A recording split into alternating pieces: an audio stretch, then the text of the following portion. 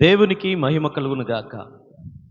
క్రీస్తునందు దేవుని బిడ్డలారా, ఉదయకాల సమయంలో ఒక చిన్న షార్ట్ మెసేజ్ మీ వద్దకు తీసుకురావాలని ఆశిస్తూ ఉన్నాను.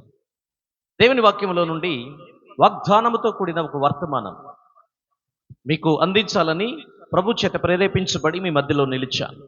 చూడండి, కీర్తనల గ్రంథం 145వ కీర్తన 9వ వచనం.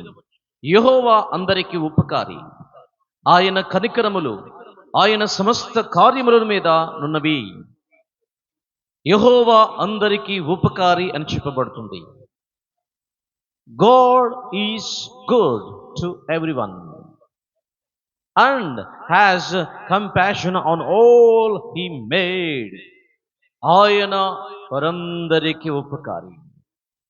ఎవరికి ఉపకారి అని అంటే, ఆయన ఏదైతే సృష్టించాడో, ఆయన ఎవరికైతే దేవుడిగా ఉన్నాడో, ఆయన ఎవరినైతే ఇదిగో సమస్త మానవాళి చేత కొనియాడబడుతున్నాడో వాళ్ళందరికీ ఉపకారి.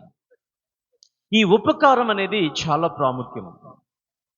దేవుడు ఉపకార బుద్ధి కలిగిన వాడు, ఆయన అపకారి కాదు.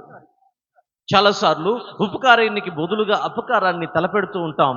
అంటే దాని అర్థం ఏంటంటే, మనకు దేవుని లక్షణంలో ఉపకారం అనే లక్షణం లేదు. దేవుడు చెప్తూ ఉన్నాడు, హెబ్రీయులకు రాసిన పత్రికలో 13వ అధ్యాయం 16వ వచనంలో, ఉపకార ధర్మము చేయుట మానకుడి. ఉపకారము దేవునికి ఇష్టమైనది. 116వ కీర్తన 12వ వచనంలో అంటాడు, నీవు చేసిన ఉపకారములకు నేనేమి చెల్లించేదను. భక్తుడైన దావీదు తన హృదయంలో ఉన్న ఆశ. 141వ కీర్తన 5వ వచనంలో ఏమంటున్నాడు?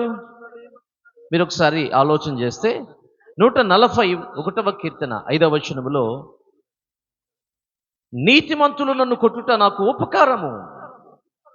నీతిమంతులు నన్ను కొట్టుట నాకు ఉపకారం. మీరు గుర్తుంచుకోండి, ఉపకారము అనేది దేవుని యొక్క ఒక లక్షణం. It is a character of the one of the god. It is a character, god's character of one. దేవుని గుణ లక్షణాలలో అది ఒకటి. కనుక ఉపకారము చేయటం నేర్చుకోవాలి. కొంతమంది అంట, వారికి తెలియకనే దేవదూతలకు ఉపచారము చేశారు అని లోతును గురించి, అబ్రహాముని గురించి మనం చూస్తాం. కాబట్టి ఉపకారం చేయాలి.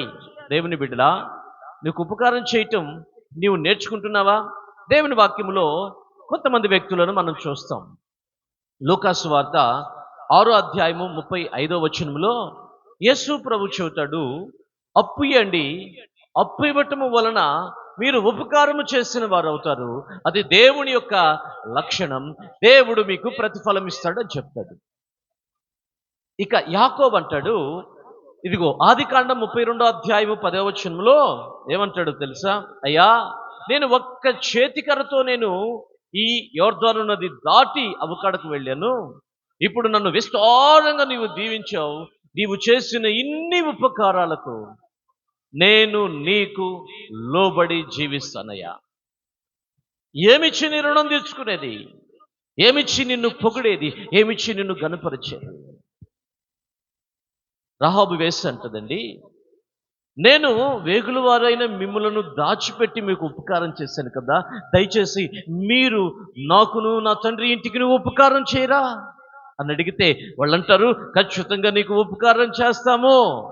యెహోషువ గ్రంథం 2వ అధ్యాయంలో 12వ వచనం 14వ వచనంలో ఆ మాటలు మనం చూస్తాం. సౌలు అంటాడు, మొదటి సమూయేలు గ్రంథం 24వ అధ్యాయము 18వ వచనంలో, ఓ దావీదు, నేను నీకు దొరికినా నువ్వు నన్ను చంపలేదంటే నీవు నాకంటే ఎంతో ఉపకార బుద్ధి కలిగిన వాడివయ్యా. ఉపకారం చేయటంలో నువ్వు నాకంటే ఎన్నో రెట్లు శ్రేష్ఠుడివి అని దావీదుని గురించి పొగుడుతాడు. దావీదే యోనాతానును బట్టి నేను సౌలు ఇంటి వారందరికీ ఉపకారం చేయాలనుకుంటున్నానని 2వ సమూయేలు గ్రంథం 9వ అధ్యాయము 1వ వచనంలోను 3వ వచనంలోను 7వ వచనంలోను మనం చూస్తాం. కాబట్టి దావీదుకి ఉన్న ఆ లక్షణం, మరి వేగుల వారికి ఉన్న ఆ ఉపకార బుద్ధి ఎక్కడి నుంచి వచ్చింది?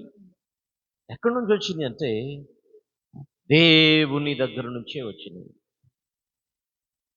కొంతమంది ఇప్పుడు నరకానికి వెళ్ళటానికి గల కారణాలు కూడా ఏంటి అనంటే ఉపకారం చేయటం మానేయటం. ఏం పాస్టర్ గారు ఇలా చెప్తున్నారు అని మీరు అనొచ్చు. అవునండి. ఉపకారం చేయటము పరలోకములోకి నిన్ను తీసుకెళ్ళటంలో ఒక ప్రత్యేకమైన స్థానాన్ని ఇస్తుంది. ఎలా చెప్తారు? మత్తయి సువార్త 25వ అధ్యాయము 44వ వచనం మీరు ఒకసారి చదవండి.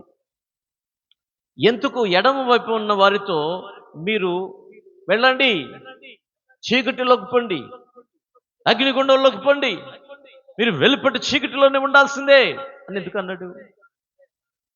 వాళ్ళు బలహీనలను పట్టించుకోలేదు, అనారోగ్యంతో ఉన్న వారిని పట్టించుకోలేదు, సరసాలలో ఉన్న వారిని చూడడానికి వెళ్ళలేదు, ఆకలి కొనిన వారికి ఆహారం పెట్టలేదు. అందుకనే వారు ఉపకారము చేయలేకపోయారు గనుక వారు దేవుని రాజ్యానికి వారసులు కాలేకపోయారు. ఈరోజు నీ ప్రార్థన, నీ కన్నీరు ఇదిగో ఈ దేశానికి ఉపయోగపడుతుందా? ఉపకారిగానే ఉన్నావా? నీ ఉపవాసం, నీ త్యాగం దేవునికి ఇష్టంగానే ఉందా? ఉపకారం చేయటం మానప్పుడు దేవుని రాజ్యానికి నువ్వు చేస్తున్న ఉపకారం ఏంటి? దేవుడు నిన్ను ప్రేమించాడు, బాల్యము నుండి దేవుడు నీకు క్షేమాన్ని ఇచ్చాడు, బాగా చదువుకోవడానికి కృపనిచ్చాడు, దేవుడు నిన్ను ఒక ఉన్నతమైన స్థానంలో ఉద్యోగాన్ని ఇచ్చాడు. అది ఏ ఉద్యోగం అన్నా కానివ్వండి, ఎయిదర్ ప్రైవేట్ ఆర్ గవర్నమెంట్. అది ప్రైవేట్ కావచ్చు, గవర్నమెంట్ కావచ్చు. దేవుడు నిన్ను దీవించాడు, కుటుంబాన్ని ఇచ్చాడు, బిడ్డలను ఇచ్చాడు, ఒక ఆస్తికర్తలుగా చేశాడు. దేవుని రాజ్యమునకు నువ్వు చేస్తున్న ఉపకారం ఏంటి? God is good all the time. దేవుడు ఎల్లప్పుడూ ప్రతి ఒక్కరికి ఆయన ఉపకారిగా ఉన్నాడు. God bless you. దేవుడు ఈరోజు నీకు ఉపకారిగా ఉన్నాడు. నీకోసం చనిపోయిన దేవుడు ఆయన, రక్తం కార్చిన దేవుడు ఆయన, పరలోకాన్ని నిన్ను తీసుకుని వెళ్ళడానికి స్వచ్ఛంగా మారిన దేవుడు ఆయన, నీకు ఉపకారి అయిన దేవుడు నేను ప్రకటిస్తున్న యేసు. ఆయన అందరికీ ఉపకారి. పాపము నుండి, శాపము నుండి విడిపించుటకు ఆయన మాత్రమే ఉపకారిగా ఉన్నాడు. ఆ ఉపకారమును నువ్వు అంగీకరించకపోతే నష్టపోయేది నీవే. కాబట్టి యేసుని సొంత రక్షకులుగా అంగీకరించు. ఆయన శిలువ రక్తం చేత నీ ప్రతి పాపాన్ని కడిగి వేసుకో. దేవుని రాజ్యానికి నువ్వు వారసుడు కమ్ము. ఈ వాగ్దానము చేత, ఈ చిన్న వర్తమానము చేత దేవుడు నిన్ను, నీ కుటుంబాన్ని దర్శించి దేవుని రాజ్యములో నిరంతరం ఉండే ఉపకారిగా నువ్వు మార్చబడుదువు గాక. Praise the lord. God bless you. తండ్రి, ఈ బిడ్డలను ఆశీర్వదించమని యేసు నామములో ప్రార్థిస్తున్నాము తండ్రి. ఆమేన్.